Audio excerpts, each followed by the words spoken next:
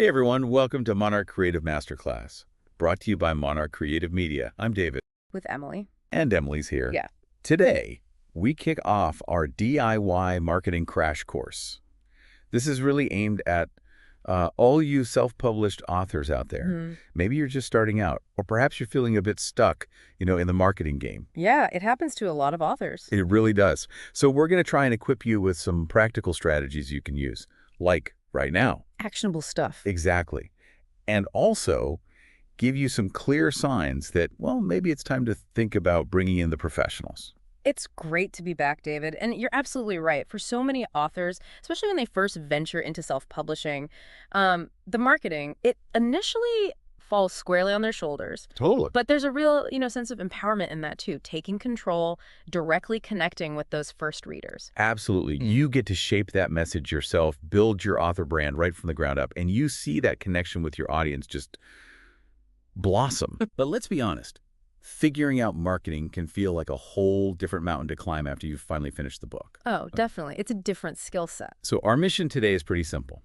We want to give you, our listener, actionable DIY marketing strategies, things you can start implementing today. And also provide some clear signposts, those indicators that tell you when getting professional help could really, amplify your efforts. Right, and free you up to focus on what you probably love most, the actual writing. Exactly. Okay, let's unpack this then. Where should our authors even begin? It feels like there are so many options. Yeah, it can be overwhelming. I think a really natural starting point for many is, well, social media. Okay. Now, you might think of platforms like Facebook, Instagram, Twitter, mainly as places to, catch up with friends. Sure, doom scrolling. Yeah, exactly. But they are incredibly powerful tools for authors looking to connect with readers. Think of it less as just socializing and more like building your online author hub. That's a great way to put it. It's about creating that space where potential readers can actually discover you, learn about your books, and feel like a real connection to you as the writer. Precisely. Sharing little snippets of your writing journey, maybe some behind-the-scenes glimpses of your creative process. Oh, people love that stuff, like a picture of your messy desk or the inspiration board for your novel. Exactly. Those kinds of authentic touches, they really resonate. They help build a loyal following because people connect with the person behind the book. For sure. And, for authors who lean towards the visual, Instagram is fantastic. Right, it's all about the image. It is. It's all about that eye-catching content. Did a particular landscape inspire a key scene? Share a photo? Got a favorite quote from your manuscript that really speaks to the book's themes? Turn it into a nice graphic. Exactly. Turn it into a visually appealing post. Even short, intriguing excerpts from your work can grab attention. And don't forget the Explore section on Instagram. Ah, the discovery engine. Kind of like a digital bookshelf, yeah, where readers browsing for new authors, new books in your genre might just stumble upon your content. Okay, so practically, what are some good organic strategies on Instagram? Well, first off, make sure you have a clear, concise author bio with a direct link, either to your website or, even better, straight to where readers can buy your book. Makes sense. Easy access. Then think about going live. Instagram Live is great for, say, a virtual book launch, maybe a reading from your work, or even just a casual Q&A session. It allows for that real-time engagement. Which builds community. Absolutely. Sharing snapshots of your writerly life. Yeah. Your favorite writing snacks, maybe your cat walking across the keyboard. Always a winner. Always. Quote, posts with strong visuals, obviously revealing your book cover, that's a big one. Running book giveaways to generate buzz. People love free books. They do. And tapping into the whole #Bookstagram movement by actually engaging with other book lovers' posts, that all contributes to organic growth. And what about paid options on Instagram? Yeah, if you're ready to explore that, story ads can work well. They integrate pretty seamlessly into users' feeds. And carousel ads are good because they let you showcase multiple images or different aspects of your book in just one ad. Okay, cool. So that's Instagram. What about Facebook? It's still the big one, right? It really is. Still the social media giant, and it has a really broad demographic reach compared to some others. And unlike Instagram's mainly visual focus, Facebook offers a much wider range of content formats and I think better community building opportunity. Right. So for authors, having an author page on Facebook is pretty much essential, yeah. Definitely. It gives you that central professional presence online. You have complete control over what's shared there. Like new releases, news, events. Exactly. Announce new releases, share updates, promote virtual signings or giveaways, share interesting articles related to your genre. It's like your official author billboard. Okay. And Facebook groups. Are they useful for authors? They can be incredibly valuable, especially for building a more direct community. You can connect with readers who share specific interests, offer writing tips if you write nonfiction, really foster that sense of community around your work. But it takes effort, right? Managing a group isn't passive. Oh, absolutely. Running a group effectively takes consistent time and engagement. It's not something to set up and forget. So organically on Facebook, what works? You can create Facebook events great for book launches or online discussions. Responding directly to readers' comments and reviews is key. Shows you're listening. Definitely. Sharing positive feedback your book has received, offering writing prompts or tips if that fits your brand, running book giveaways again. Giveaways are always good. Always. And like Instagram, Facebook has paid advertising options. These can really help you target specific demographics and interests to get your book seen by a wider audience, which is super helpful when you're starting out. Okay. Briefly, what about Twitter? Or X, I guess. Yeah, Twitter X, it's fantastic for those quick, real-time interactions, sharing breaking news about your writing, or maybe something happening in the publishing world, even for customer service, like answering reader questions quickly. So more immediate, less curated, maybe. Kinda, yeah. Think of it as your quick connection tool. Engaging with relevant hashtags helps discovery. And you mentioned visual Pinterest can be great too, especially if your book has strong visual elements. Like a cookbook or maybe fantasy with cool maps and character art. Exactly. Create boards with inspiration, character aesthetics, recipes, anything visual that connects to your book. Okay. And YouTube, you mentioned it earlier. It's not just cat videos.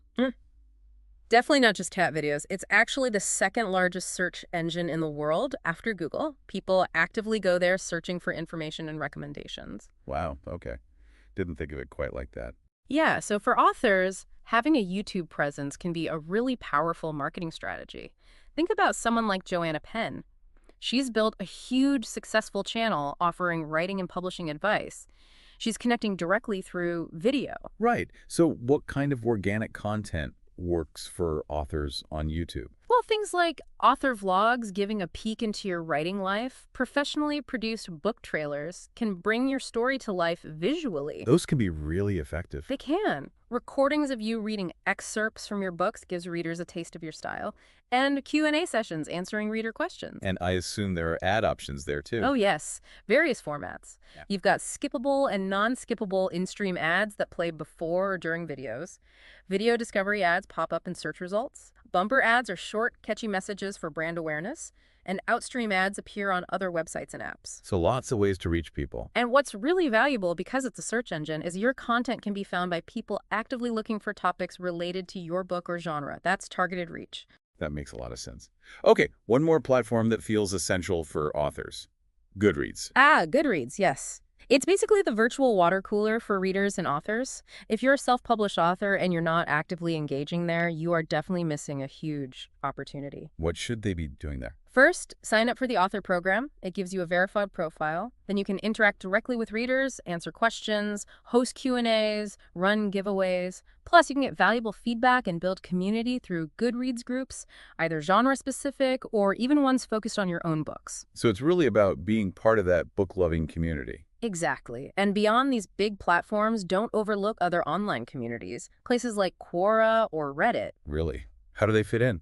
Well, they aren't just for authors, obviously, but by participating thoughtfully in relevant discussions, offering valuable insights related to your expertise or the themes in your books, you can establish yourself as a knowledgeable voice, and that can naturally draw attention back to your work. Interesting angle. Okay, so that's a pretty good tour of the social media and community landscape. But yeah, that's not everything, is it? Building lasting connections seems like it needs more. You're absolutely right. You need a direct line of communication, and that is where building an email list becomes, well, absolutely essential. The email list, the holy grail for many marketers. Well, maybe. But seriously, think of your email list as the golden ticket in your marketing toolkit. It's a direct connection to people who've already raised their hand and said, yes, I'm interested in you and your writing. Unlike social media, where the algorithms decide who sees what. Exactly. Those algorithms can drastically limit your reach. But your emails, they go straight to your subscribers' inboxes. You own that relationship. There's no middleman platform controlling access. That's a powerful distinction. So what do you do with this list? Just announce new books? You can, but it's so much more than that. Sharing regular newsletters, maybe with personal updates, insights into your writing process, behind-the-scenes peeks at upcoming projects, or offering exclusive free content that subscribers can't get anywhere else. Like a bonus short story or deleted scene. Perfect examples. Yeah. Nurturing your email list like that keeps readers engaged and genuinely excited for your next book. And honestly, studies consistently show email marketing is often way more effective at actually driving book sales than social media alone. Because it's that direct, warmer connection. Precisely. That directness and control are key. You're not just shouting into the void hoping the algorithm is kind. Okay, so how do you actually grow this list organically? One of the simplest but incredibly effective ways is to include a sign-up link right there in the back matter of your ebooks. Ah, makes sense. They just finished your book. They liked it. Exactly. These are readers who are already engaged. They're highly likely to want to hear more from you. It's a prime moment to ask. And obviously promote the list on social media too. Absolutely. Make sure you're actively encouraging your social media followers to join your email list. Give them multiple ways to connect. And to sweeten the deal, consider creating what's called a lead magnet. That sounds fancy. What is it? It's basically an incentive, a free gift in exchange for their email address. Could be a free short story related to your main series, maybe a character backstory, a helpful checklist if you write nonfiction, some piece of valuable content they get only by signing up. Got it. Give them a reason to subscribe beyond just updates. Exactly. Now, to actually manage this list and send emails, you need an email service provider, an ESP. Right, you can't just use your personal Gmail for hundreds of people. No, definitely not. You'll hit sending limits, look unprofessional, and you won't get any analytics. Popular, user-friendly ESPs include MailerLite. They have a good free plan for up to 1,000 subscribers. Okay. And MailChimp is another big one, free up to 2,000 contacts, I believe. Using an ESP gives you tools to organize subscribers, design emails, send them reliably, and track how they perform. So once you pick an ESP, what's next? Set up your account and then create clear, descriptive list names, especially if you think you might want to send different emails to different groups later on. Like fans of my sci-fi series versus fans of my fantasy books. Precisely. Having well-defined lists from the start saves organizational headaches down the lane. Okay. And how often should authors email their list? I get so many emails. That's the key question. Put yourself in your subscriber's shoes. Nobody likes a flooded inbox. Generally, research suggests emailing your list somewhere between 1 and 3 times a month tends to get the best engagement and lowest unsubscribes. So not too often. Right. Quality over quantity. Bombarding people leads to unsubscribes, and it can even hurt your sender reputation, meaning future emails might land in spam. Good point. So what should be in these emails? A welcome email is non-negotiable. It's your first impression with a new subscriber, sets the tone. What goes in that? It should be automated first off. Thank them for signing up. Offer a brief personal introduction, who are you? Then deliver that promise, lead magnet, or free gift. And include links to your socials, your website. Okay, sets the stage. Exactly. And after that, building on that initial connection is crucial. With every email you send, ask yourself, what value am I giving the reader? Not just buy my book. Definitely not just that. Is it an interesting update? A helpful tip? Exclusive content. Consistently providing value keeps them engaged and looking forward to your emails. Planning helps, I imagine. Oh, hugely. Plan your email content ahead, maybe monthly. Tie it into your book, activities, pre-orders, new releases, promotions. Stay consistent and strategic. How do you actually get people to open the emails, though? My inbox is a graveyard of unopened newsletters. Yeah. 2 critical things. A clear, recognizable from name they need to know instantly it's you. And secondly, a compelling subject line. The subject line is key. It really is. Keep it concise. Try to create some urgency or curiosity. Hint at the value inside. Avoid being too clickbaity, but definitely aim to intrigue them enough to click. And the email content itself. Any tips for making it readable? Yes. Make it easy to scan and digest. Break up big blocks of text into shorter paragraphs. Use bullet points. Use white space. Like we're doing now, kinda. Exactly. Include clear call to action buttons. Pre-order now. Download your story. Tell them what you want them to do. Keep the email relatively brief overall. And always make sure your unsubscribe link is easy to find. Most ESPs have templates that help with layout. Right. Don't hide the unsubscribe link. And that call to action, make it obvious. Super important. What's the one thing you want them to do after reading this email? Make it clear. Finally, you absolutely need to track your performance. The numbers bit. Yep. Look at 3 key metrics. Open rate, what percentage opened it? Click-through rate, CTR, how many clicked a link inside?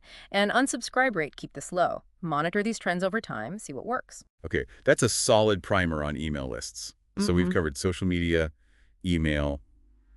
What's another crucial piece of the DIY marketing puzzle? Next up is the power of content marketing itself. Creating valuable content beyond just your books. Like blog posts, videos, maybe even a podcast, like this one. Exactly like this one. Creating blogs, vlogs, podcasts, it can significantly boost your online visibility and, importantly, forge a deeper, more personal connection with potential readers. How does that work? Think about content that aligns with your genre or expertise. If you write historical fiction, maybe blog about your research process. Or if you write thrillers, talk about suspense techniques. Perfect. If you write nonfiction, share practical tips and advice.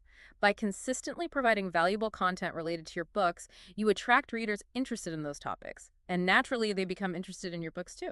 Establishes you as an expert, or at least knowledgeable, in that area. Precisely. It builds authority and trust. Yeah. Let's bring YouTube back into this content. Right, for content marketing too. Absolutely. It's fantastic for sharing video tutorials if you write how-to books, doing product demos if your book relates to a skill or hobby, giving sneak peeks of upcoming work, or just sharing your thoughts on relevant topics in a more engaging visual format. Keeps people coming back for more than just book announcements. Exactly. It positions you as a resource and keeps you top of mind.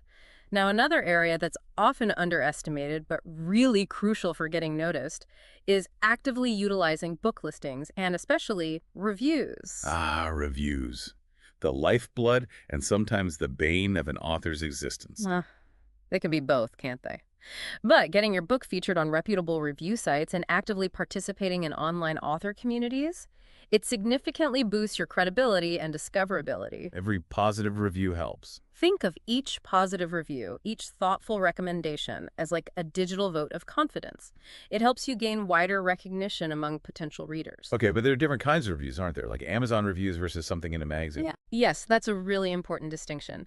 We can broadly categorize them into 2 main types: crowdsourced reviews and professional reviews. Crowdsourced being. Those are the ones written by everyday readers, posted on platforms like Amazon, Goodreads, Barnes & Noble, online. Okay.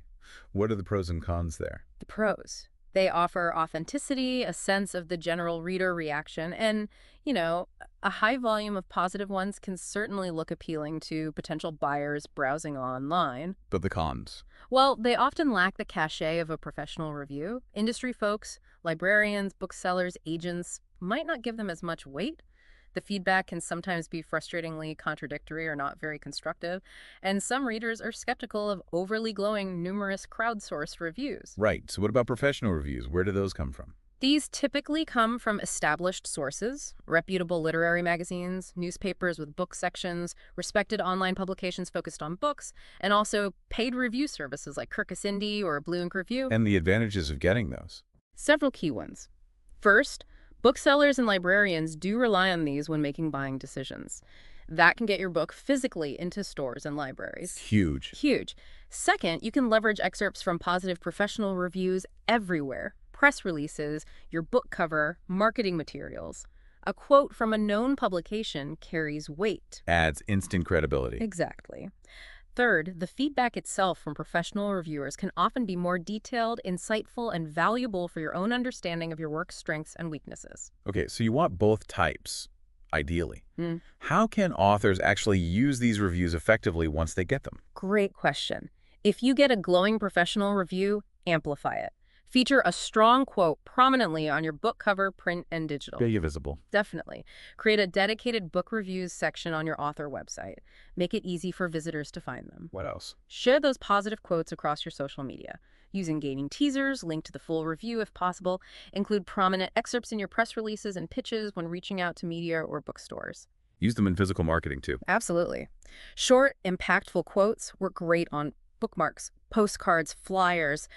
Also, Don't hesitate to mention positive reviews when you're asking other bloggers or publications for a review. Social proof helps. Makes them more likely to say yes. It can. And when you approach booksellers or librarians directly, highlighting those professional reviews can significantly boost your chances of getting stocked. You can add them to metadata, too. Yes.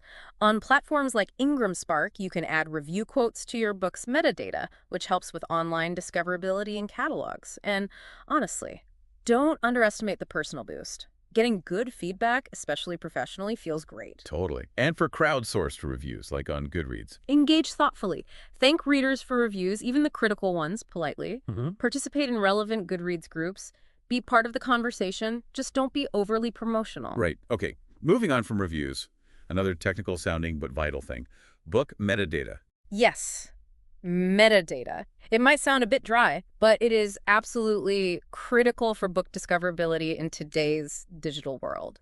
Explain it simply. What is metadata? It's essentially all the background information that describes your book. It's what makes it findable online.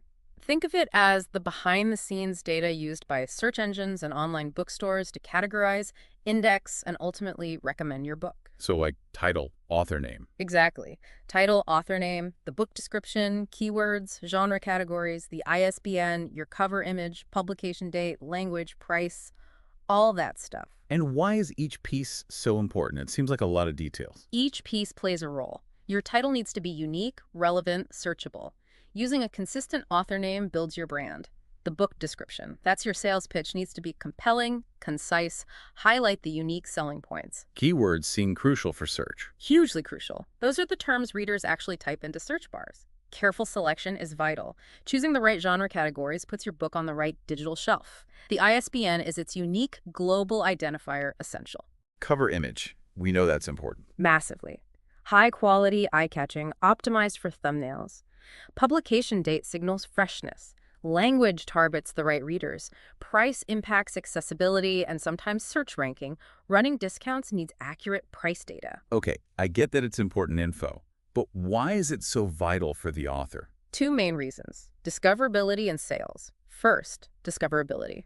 Good metadata allows readers to find your book when searching for specific topics, genres, or authors. Without it, you're invisible. Lost in the digital stacks. Precisely. Second, it directly impacts sales. Think about Amazon's recommendation engine. Customers who bought this item also bought. That relies heavily on metadata. Good metadata means your book is more likely to be suggested to relevant buyers. And it's not just Amazon, right? Not at all. Google Books, Apple Books, library catalogs, they all use metadata to help readers find books. It expands your reach way beyond just one retailer. So how do authors make sure their metadata is actually good, optimized? Okay, some tips. Craft a strong descriptive title. Avoid generic if you can. Make it reflect the content and audience. Write a killer book description. Yes, your elevator pitch. Highlight unique selling points. Include a call to action maybe. Invest time in keyword research. Think like a reader. Use keyword tools.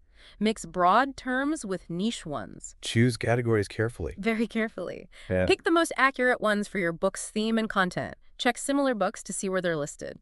Amazon lets you choose up to 2 primaries, sometimes more niche ones too. And keep it updated. Yes, update your metadata if anything changes: title, cover, description, or if you're running special promotions, keep it current. You mentioned search engines earlier. How does metadata connect to something like Google search, SEO? That's a really crucial link. Good book metadata is SEO for your book. It helps you rank higher not just on Amazon, but in broader searches on Google too. By using descriptive keywords naturally in your title, your description, and your back-end keyword fields. Also, make sure your author platform, your website or blog includes this key metadata too. That way Google sees the consistency and relevance, boosting your chances of discovery when someone searches for related topics. Wow, okay, metadata is way more powerful than it sounds. It really is the foundation of online discoverability. All right, we have covered a ton of ground on DIY strategies. Social media, email, content, reviews, metadata. It's a lot. It is a lot. Yeah. Which leads us nicely into the next crucial question for many authors. When does it make sense to stop doing it all yourself and actually call in the pros? Exactly. Because while diving into DIY can be really empowering and often necessary at the start, there often comes a point where it just feels overwhelming. Totally. Trying to keep up with social media algorithms, SEO best practices, content scheduling. it's a full-time job in itself. It really is. And that constant juggling act, trying to be a dedicated writer and a full-time marketer, often leads to burnout, or it just slows down progress on both fronts. Yeah, if you're spending more time tweaking your Facebook ads than writing your next chapter, that's probably a sign. That's a very clear sign. Your writing time gets squeezed. So what are some key indicators? Right. When should an author seriously think, okay, maybe I need some help here? I'd say there are a few common ones. First, simply running out of time. If marketing demands are consistently eating into your writing time and one or both are suffering, that's a big red flag. Your primary focus should be the writing. Ideally, yes. Second, the stress factor. If the pressure of trying to get consistent marketing results is just draining your creativity and making the whole thing feel like a massive burden, getting expert help can lift that weight. Free up mental energy. Exactly. And third, scaling up. If your book starts gaining traction, maybe you have a series taking off and you want to reach a much wider audience.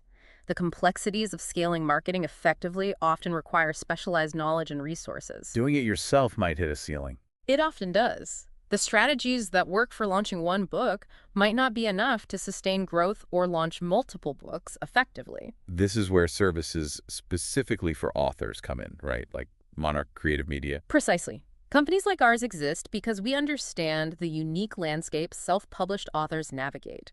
We blend that creative storytelling understanding with data-driven, results-focused digital marketing. What kind of things can professional help cover?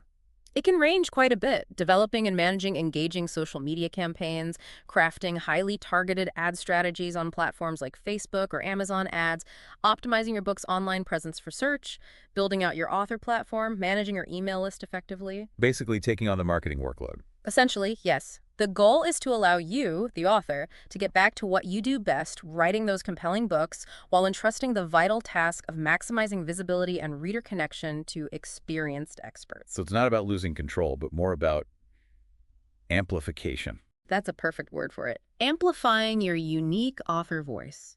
Ensuring your story reaches the audience it truly deserves, often more efficiently and effectively than you could manage alone, especially once things get complex. Okay, so authors listening should experiment with the DIY stuff we talked about. Absolutely. Experiment. Learn what resonates with your audience, and importantly, figure out what feels sustainable for you in terms of time and energy. But when they reach that point, maybe feeling overwhelmed or wanting to scale, That's the trigger. When you genuinely rather be immersed in your next story than wrestling with ad analytics or content calendars, that's a strong sign that exploring professional support could be a real game changer for your author career. think of it like building your team. Exactly. Gaining a dedicated team that's as passionate about your book's success as you are. We can help streamline everything: strategic social growth, nurturing that email list, developing a content plan that really connects. It's not about taking over the author's voice then. Not at all. It's about making sure that unique voice is heard by the right people in the right places at the right time. So if the DIY route isn't quite cutting it or it's just become too much, Don't be afraid to explore professional support. A good starting point, actually, to see how a more structured approach might look is checking out resources like our free 14-day content calendar.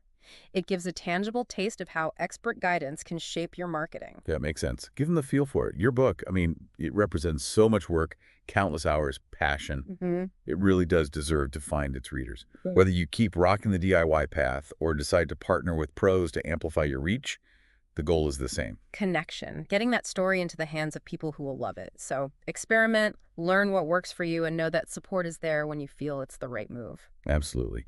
Well, this has been a fantastic deep dive into the world of DIY marketing and knowing when, maybe, it's time to call in the pros. It's been a really insightful discussion covering a lot of ground, hopefully really helpful for authors listening. Thanks for joining us today, and thanks to everyone listening. Keep writing and shining.